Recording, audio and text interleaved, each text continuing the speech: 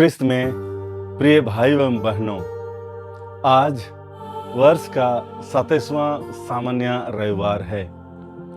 आज के सभी पाठ पारिवारिक जीवन की परिपूर्णता और सुंदरता पर प्रकाश डालते हैं।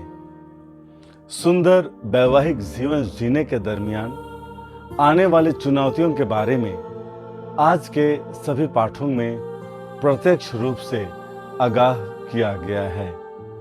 आज का पहला पाठ, जो उत्पत्ति ग्रंथ अध्याय 2 पद संख्या 18-21 से लिया गया है और आप सभी ने अपने जीवन काल में कई बार पढ़ा और सुना है, विशेष करके विवाह संस्कार के दिन।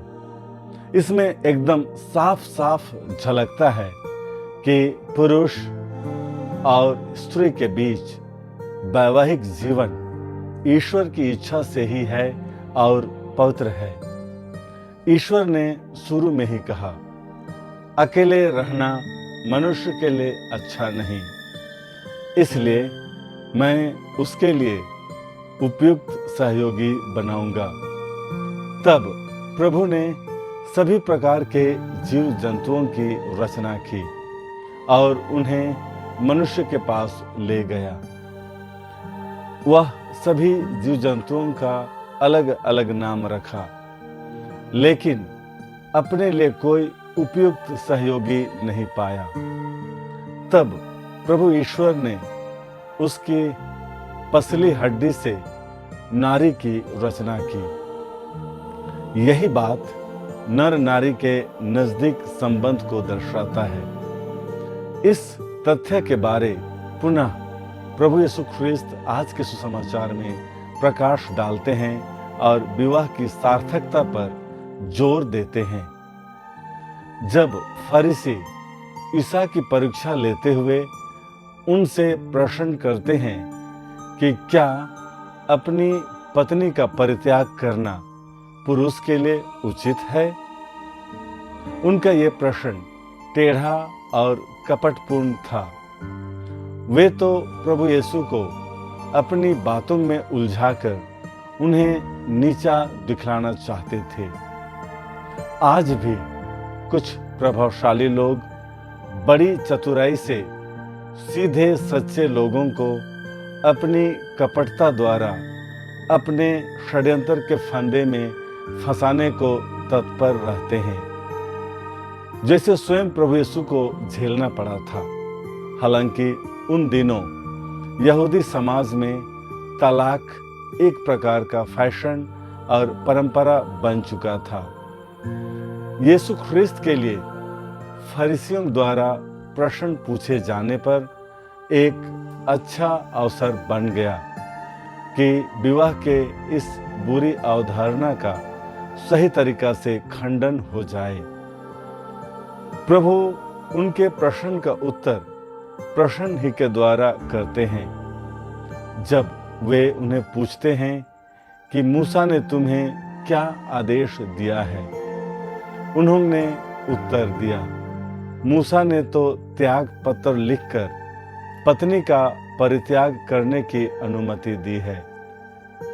आज के पाठ में यीशु उनके प्रश्न का उत्तर देते हैं और मूसा का पक्ष लेते हुए मूसा को निर्दोष बताते हुए कहते हैं कि विवाह के संबंध में ईश्वर की जो योजना है, मूसा उसके विरुद्ध नहीं गए हैं, लेकिन उन्होंने लोगों के हृदय की कठोरता के कारण ही उन्हें छूट दी थी। आरंभ में ऐसा नहीं था और तब यीशु उत्पत्ति ग्रंथ का हवाला देते हुए कहते हैं, ईश्वर ने आरंभ से ही उन्हें नर नारी बनाया।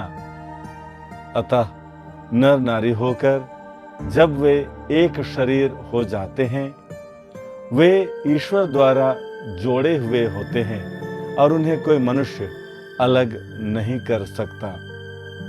अतः उनका संबंध स्थायी और अटूट होता है।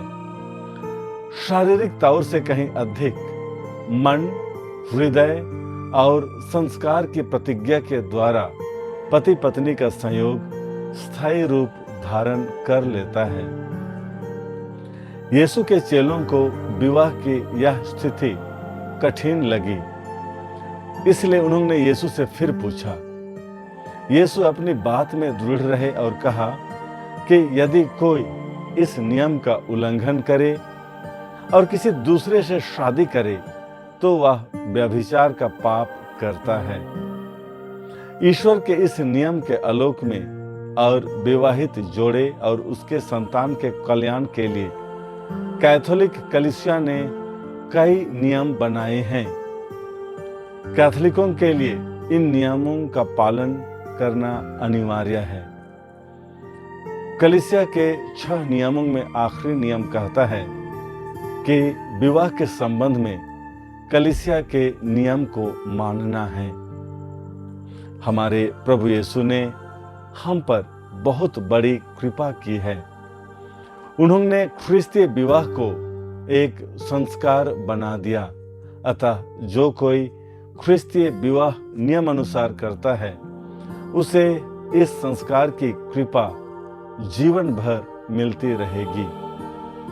अपनी स्थिति के दुख और कष्टों को वे दोनों मिलकर झेल सकेंगे।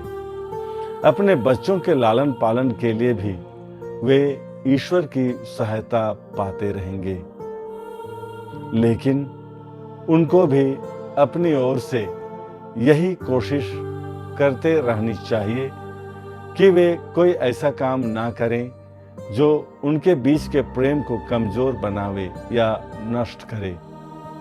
वे आपस में अपने हित की बात कम सोचें, पर हित की बात अधिक सोचें।